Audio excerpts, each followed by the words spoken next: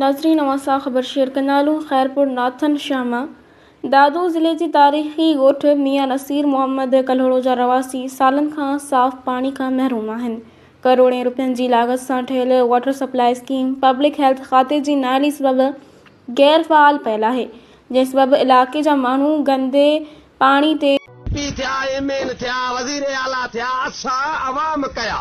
असा जले पीण लाइ पानी कोने, असा मुसीबत में नंढड़ा बचड़ा जीवड़न वाला पानी डॉक्टर वट पुजूं उते लखे रुपया खर्च था कयूं। असा किथों असा जले एतिरो कन जेको पानी पीण लाइ ते ॾींदे आ गंदे पाणी ते मजबूर थी विया आहिनि।